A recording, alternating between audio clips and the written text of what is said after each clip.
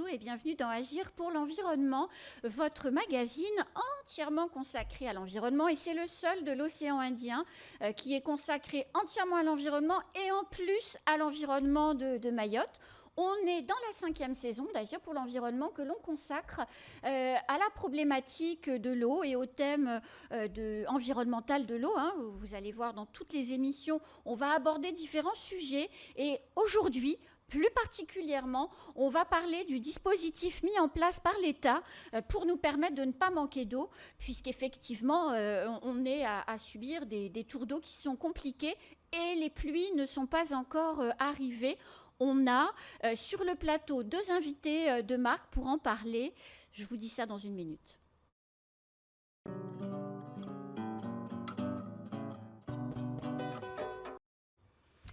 Le préfet Cantal est avec nous. Bonjour, monsieur le préfet. Bonjour, Anne-Constance. Et nous avons aussi la chance d'avoir le commandant Luc sur le plateau. Bonjour, mon commandant. Bonjour, Anne-Constance. Alors, vous, tout le monde vous connaît, monsieur le préfet. Mon commandant, on ne vous connaît pas encore bien. Alors, je vais rappeler qui vous êtes. Vous êtes le chef du détachement du traitement de l'eau, des formations militaires, de la sécurité civile. Et c'est vous qui œuvrez pour, avec vos équipes, évidemment, potabiliser notamment l'eau des rivières. Et toutes ces techniques, vous les utilisez en règle générale à l'international au moment des crises. Et plus particulièrement cette année, vous mettez toutes vos compétences à notre disposition. Tout à fait. C'est un module de traitement de l'eau pour produire donc, de l'eau potable qui est configuré pour pouvoir être aérotransportable, donc pour pouvoir intervenir dans le monde entier. Nous sommes intervenus notamment à Haïti, le Tchad, Indonésie, voilà, Madagascar, mais également pour venir, pour intervenir donc en France, donc en métropole. Vous l'avez fait il n'y a pas très longtemps. Voilà, dans la vallée de la Vésubie en 2020. Donc, où nous avons produit de l'eau potable au profit de la population qui était sinistrée.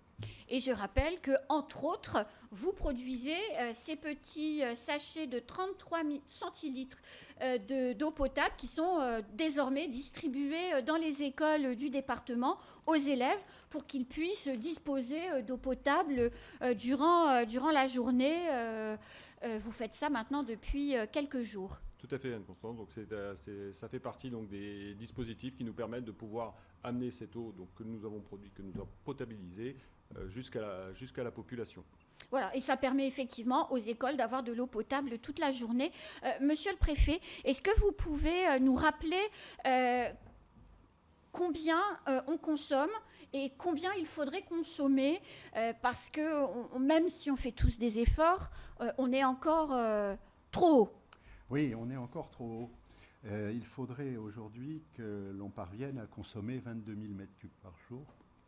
Nous sommes, malgré les efforts de tous, toujours à 28 000 m3, avec évidemment une diminution considérable. Oui, entre 42 000 et 28 000, c'est beaucoup. Entre 42 000 et 28 000, c'est considérable. Il y a eu plusieurs centaines de milliers de litres économisés depuis le mois de janvier. Centaines de millions de litres même économisés depuis le mois de janvier. Mais malgré tout, la situation de la ressource en eau reste extrêmement préoccupante. Et c'est la raison de nos efforts que l'on a déjà pu évoquer avec vous régulièrement et que l'on évoque avec l'ensemble de nos partenaires, notamment les élus, à l'occasion de nos réunions de travail et encore tout à fait récemment à l'occasion de la venue du ministre Philippe Vigier. Alors, monsieur le préfet, on consomme entre 27 et 28 000 m3 chaque semaine d'eau que l'on prélève dans la retenue collinaire. Il faudrait, si j'ai bien compris, réduire encore de moitié la consommation dans la retenue collinaire.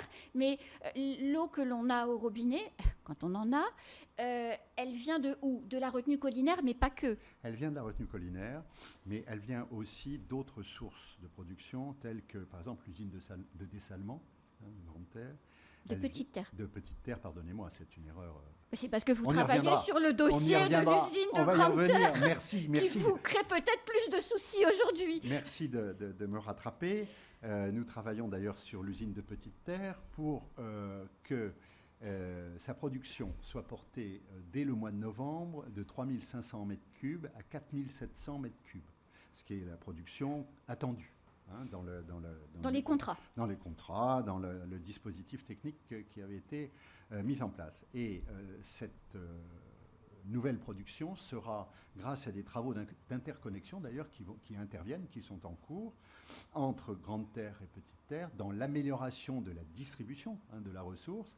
Ces 1300 mètres cubes supplémentaires seront reversés vers la Grande Terre, et en particulier vers le sud.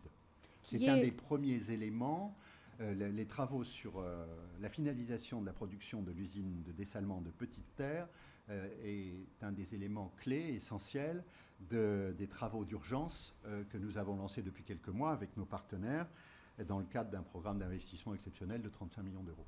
Alors, il y a donc l'eau que l'on a au robinet, elle vient de la retenue collinaire, elle vient du dessalement, mais pas que, elle vient aussi des captages et des forages. Oui, elle vient de la ressource souterraine également. C'est la raison pour laquelle, toujours dans ce contexte d'amélioration de la production, dans la période qui est la nôtre, d'ici la fin de l'année, on a accéléré les travaux de forage notamment, ont été accélérés tout à fait récemment. Nous avons pu nous en rencontrer encore une fois la semaine dernière avec l'ensemble des partenaires à l'occasion de la visite du ministre. Deux forages complémentaires, 2 forages sont actuellement en cours à Coconi et à Bandrélé. Les forages ont été réalisés, et nous sommes en analyse de la qualité des eaux. Pour analyse que la directrice générale de l'eau, qui était présente avec nous sur nos récents déplacements, s'est engagée à obtenir le plus rapidement possible pour, là aussi, apporter une augmentation de la production que je ne peux pas chiffrer, puisque les forages sont réalisés, on ne sait pas encore quelle sera la production. Mais on peut espérer quelques centaines de mètres cubes sur ces 2 forages. Pour chacun des forages. Étant Oui, entendu que ces 2 forages complètent une 6e campagne de forage qui est également lancée et qui va porter sur une dizaine d'emplacements, bien sûr, sur les nappes phréatiques pour voir un petit peu comment récupérer de l'eau également, sans oublier de parler de travaux qui sont également lancés, financés sur la rivière Soulou, de façon, là aussi, à pouvoir capter le maximum d'eau, en préservant la ressource comme il se doit, mais à mener cette eau dans le réseau d'eau potable. Ce qui veut dire, monsieur le préfet, que même s'il faut éviter, si les retenues collinaires étaient vidangées, ce qui n'est pas une bonne idée, mais si d'aventure ça devait arriver, il y aura quand même toujours un petit peu d'eau chaque jour pour les usagers. Chaque jour, peut-être pas, oui. Parce que dès aujourd'hui, il n'y a pas chaque jour. Il n'y a pas d'eau à Anne-Constance tous les jours, ce qui est difficile à vivre pour Mayotte. Mais non, il y aura toujours un minimum d'eau. Et le travail que les expertises qui sont réalisées actuellement portent sans doute sur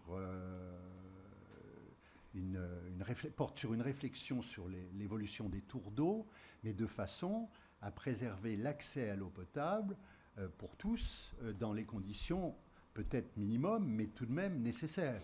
Donc, ce qui voudrait dire que là, on a encore les tours d'eau à 2 jours. Oui. On pourrait avoir prochainement 3 jours, puis 4 jours de coupure et une remise en eau de 24 ou moins peut-être. Écoutez, encore. Ces dispositifs sont en cours de réflexion. Je vous l'ai dit, il faut assurer un minimum d'eau potable, d'heures de livraison d'eau potable à la population, aux entreprises, qu'on a réussi à préserver jusqu'à présent, en limitant les tours d'eau pour les entreprises, notamment à Kawini, oui. À Kawini, sur des périodes nocturnes. Tout cela est vraiment à l'étude. Je ne peux pas aujourd'hui dire quelles seront les mesures complémentaires. Alors, autre question, et c'est un sujet que le ministre a abordé quand il est venu, et ça a été pour nous tous une énorme révélation, c'est le volume des fuites, puisque visiblement, à chaque fois que l'on boit un verre d'eau, c'est comme si, qu'on a pris au robinet, c'est comme si un tiers de ce verre d'eau, en parallèle du moment où on le servait, partait dans la nature. Ce qui est 35% de fuite, monsieur le préfet, c'est énormissime. Un chiffre simple, madame Anne-Constance, pardon. La production doit être en temps normal de 42 000 mètres cubes pour répondre à la consommation, aux besoins en consommation de Mayotte. Sur ces 42 000 mètres cubes, on perd, les fuites correspondent à 15 000 mètres cubes par jour. Vous vous rendez compte? 15 000 mètres cubes par jour. Quand on en consomme C'est 28 considérable, et qu'on doit arriver à 22. C'est complètement considérable. Et comment on peut faire, monsieur le préfet? C'est lié, si vous voulez, les causes sont connues. C'est la vétusté du réseau. Sans doute un entretien insuffisant, sans doute des expertises qui ont été réalisées mais qui n'ont peut-être pas été suivies des travaux nécessaires et sur lesquels le syndicat des eaux aujourd'hui travaille avec beaucoup d'attention en lançant les travaux avec des entreprises qui sont maintenant désignées. Nous sommes à l'occasion de la visite ministérielle encore une fois et chaque semaine tout le monde va sur le terrain pour se rendre compte de l'état d'avancement des travaux sur les fuites. De façon à pouvoir, dès octobre ou novembre, réinjecter là aussi, à la suite des travaux de confortation du réseau, en particulier sur le Grand Mamoudzou, pouvoir réinjecter dans le réseau les mètres cubes récupérés. Bien sûr. On ne va pas retrouver demain matin 15 000 mètres cubes. Mais vous avez compris, avec les forages, avec les travaux sur la rivière de Soulou, avec l'usine de dessalement, avec le travail sur les fuites considérable, le syndicat des eaux a accentué le nombre d'équipes qui travaillent sur tout cela. On va augmenter la ressource en eau de façon à tenir le plus longtemps possible et aussi à préparer l'avenir. Parce que nous sommes aussi en réflexion sur l'avenir, tous ensemble. Alors, moi, il y a une question que je me pose et qui est peut-être un peu impertinente et veuillez m'en excuser. En 2021, vous n'étiez pas à Mayotte, mais moi, je l'étais. Vous aussi, vous l'étiez. Et en 2021, il y a déjà eu une sécheresse et il y avait déjà des campagnes pour réparer les fuites. On avait même un joli bulletin conso sur lequel il était noté le nombre de fuites réparées chaque semaine. Pourquoi on en est toujours au même point, voire même pire? Ça n'a sans doute pas été suffisant. Le bulletin conso, d'ailleurs, qu'on réactualise, oui. et je me permets d'indiquer sa diffusion, si vous le permettez. Toutes les semaines. C'est un élément d'information intéressant, je crois, qui est tout à fait objectif sur la situation. Moi, je tiens beaucoup. Le préfet Suquet a vraiment souhaité qu'on le réactive dans les meilleures conditions. Il y a sans doute eu des réparations. Il y en a au quotidien des réparations sur le réseau. On nous signale des fuites à droite, à gauche, qui contraignent la distribution d'eau ou qui l'arrêtent totalement, mais ça ne suffit pas. Il faut absolument, c'est absolument nécessaire d'engager une campagne de travaux suivie en mode projet pour en sortir. Mais ça veut dire, monsieur le préfet, parce que les tuyaux sont enterrés, ça veut dire qu'on va démonter toutes les routes pour aller fouiller la terre et boucher les trous des tuyaux? Les travaux peuvent être quelquefois considérables. Et ça va être fait? Et nous le ferons. Il faut le faire. Il faut faire avec des moyens techniques appropriés, bien entendu. Oui. Je pense qu'il y a déjà suffisamment de gêne apportés au déplacement à Mayotte. On le constate tous les jours pour essayer de mettre en place avec les services concernés une réflexion, et les communes notamment, et le département et l'ensemble de nos partenaires, mettre en place un système un programme de travaux adapté. Par contre, aujourd'hui, nous travaillons dans l'urgence. Donc, quel que soit le lieu, si une fuite importante est identifiée, les travaux seront réalisés.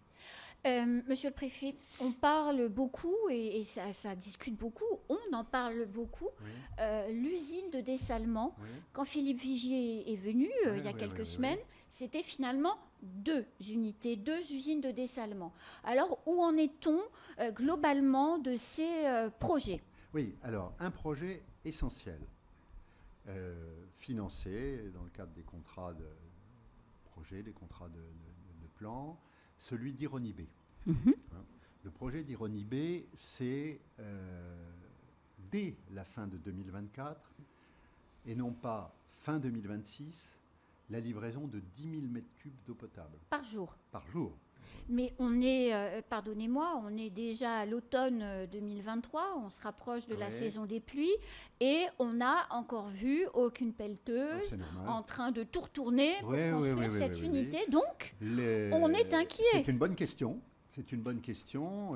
Les services de l'ADEAL, que les Mahorais connaissent bien, les services de l'EMA, en lien avec l'ensemble des ministères concernés, avec le soutien d'équipes d'ingénierie, qui sont en renfort, qui viennent en renfort, qui sont déjà en renfort du syndicat des eaux et des équipes placées auprès de M. Josserand, interviennent d'ores et déjà et ont pu lancer la consultation des entreprises. La consultation des entreprises qui va très loin d'ailleurs, puisque les dispositifs mis en place nous permettront d'avoir une visibilité complète de l'opération jusqu'aux opérations de suivi de la consommation, de maintenance et toutes ces questions qui peuvent se poser. Donc c'est un projet de conception-réalisation. C'est un projet de conception-réalisation, absolument, sur lequel les services de l'État sont installés en mode projet, avec le syndicat des eaux, en lien, je vous l'ai dit, avec les ministères concernés, avec le ministère des Outre-mer évidemment, et de façon à tenir ce programme et gagner les 2 années dont je parlais tout à l'heure, pour amener un quart de production, un quart du besoin de la production journalière à l'île de Mayotte. Ce qui veut dire que si on est en consultation des entreprises, on peut espérer voir les pelleteuses commencer à creuser à partir de quand ? À partir de l'été, sans doute. Les premiers travaux devraient intervenir dans les quelques mois qui sont devant nous. Et ça sera suffisant pour que ça produise ? Il le faudra. D'accord. Il le faudra. On a des engagements sur cette unité de production. Tout sera fait pour y parvenir. 10 000 mètres cubes, ce sera sa capacité maximum ou c'est une première tranche avant d'autres travaux qui permettront peut-être d'augmenter à 20 000 ou autre ? Oui, la capacité maximum d'Ironibé est fixée entre 16 000 et 20 000 mètres cubes. D'accord, donc ça pourrait doubler. À terme, oui, absolument. Si vous voulez, on parlait de la préservation de la ressource. La ressource, pour le moment, elle est constituée de l'eau de pluie. On est d'accord ? Bien, à part l'unité de dessalement de Petite Terre. Donc il faut accentuer la recherche dans le monde dans lequel nous vivons, dans les conditions environnementales qui règnent autour de Mayotte et sur Mayotte, et des conditions climatiques, il faut rechercher autre chose. Donc c'est un des aspects essentiels, l'utilisation de l'eau de mer est un des aspects essentiels pour les années à venir, pour apporter de la ressource. C'est d'ailleurs pour cela que le deuxième projet dont vous parliez, celui de Tsanga Beach, est aussi en cours d'étude. C'est un site qui avait été expertisé comme un site de qualité en matière de ressources, en qualité de l'eau de mer, parce que là aussi, on ne peut pas, pour avoir une filtration de bonne qualité, pour faire en sorte que l'eau produite soit potable, dans de bonnes conditions, économiquement aussi et financièrement, parce que tout cela a un coût. Le site de Tsanga Beach est un site adapté à l'implantation d'une potabilisation, d'une usine de potabilisation. Alors, il était envisagé de mettre un osmoseur de faible capacité, 1000 m3, rapidement, en urgence, pour alimenter le réseau. Et les études actuelles nous conduisent à envisager, là aussi, la réalisation d'une unité plus importante. De dessalement. De dessalement qui couvrirait les besoins du Sud, en quelque sorte. D'accord, donc là encore 10 000 m3 et potentiellement un 10 000 m3 qui pourrait augmenter. En termes de mètres cubes, je ne peux pas vous dire quelle sera la définition retenue. On est entre 5 000 et 10 000 m3 probablement, mais en tout cas, les études continuent sur ce site également, qui a fait l'objet de financement. Vous connaissez toute l'opération. Monsieur le préfet, autre sujet important, la 3e retenue collinaire, parce qu'il faut parler des différentes sources d'approvisionnement. Alors, évidemment, là encore, ça fait 20 ans qu'on en parle de la 3e retenue collinaire, un peu l'arlésienne. Est-ce qu'on va la voir vraiment un jour ? Mais là aussi, il faut être très clair. Le ministre a rappelé l'utilité de cette 3e retenue collinaire. Elle sera faite. Alors, il y a aujourd'hui des négociations foncières qui sont menées, il y a des projets de déclaration d'utilité publique. Un tel équipement ne se réalise pas sans la mise en place d'un arsenal juridique évident. Tout cela prend du temps, mais la 3e retenue collinaire sera réalisée. Où en est-on de l'achat des terrains et de la maîtrise du foncier ? Parce que jusqu'à présent, il a semblé que c'était ça qui bloquait. Est-ce que les négociations avec les familles propriétaires sont achevées avec un protocole de transaction signé ? Le directeur général du syndicat des eaux a pu expliquer il y a quelques jours, qu'il était en négociation avec les familles. Donc c'est en cours. C'est en cours. C'est pas Absolument. encore totalement, Absolument. c'est pas encore Absolument. totalement terminé. Absolument. Est-ce que, Monsieur le Préfet, vous pouvez nous rappeler combien d'argent l'État met sur la table pour gérer cette crise de l'eau, parce que c'est quand même considérable. Merci de me poser cette question. Dans le cadre des travaux d'urgence que nous avons indiqués, amélioration de la ressource, augmentation du nombre de mètres cubes produits et meilleure distribution de Et la les ressource fuites entre le nord et le sud. J'ai omis d'évoquer tout à l'heure l'important travail qui se fait sur le réseau, sur SR2, on appelle ça la conduite SR2, qui doit amener 2500 mètres cubes dans le sud, mieux répartis par prélèvement sur le nord, dès que l'on pourra. C'est 35 millions d'euros. Et ça inclut le travail sur les fuites. Ça inclut le travail sur les fuites. C'est 35 millions 35 d'euros. millions d'euros qui sont dépensés là. Qui sont engagés, qui sont maintenant utilisés pour le financement des travaux réalisés par les entreprises. Les marchés sont signés, tout est en place. Si je vous indique que la ressource va augmenter à partir du mois de novembre, il faut bien que les travaux commencent à être réalisés, parce que nous sommes le 2 octobre tout de même, y compris sur les fuites, dont on espère avoir les premiers résultats courant octobre. Ça, c'est sur les travaux d'urgence. Et puis, il y a 350 millions dans le cadre de la programmation pluriannuelle d'investissement, dont l'usine d'Ironibé, qui, je crois, est évaluée à 30-40 millions d'euros aujourd'hui.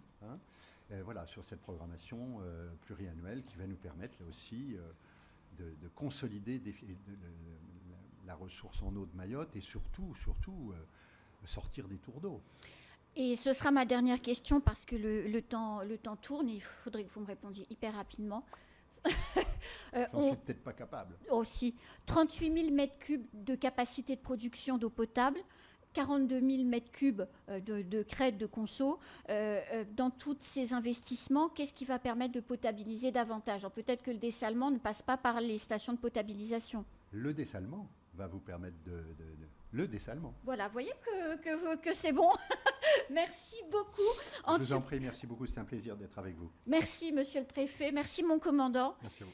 Et puis, nous, on se retrouve la semaine prochaine pour une nouvelle émission d'Agir pour l'environnement. À très vite.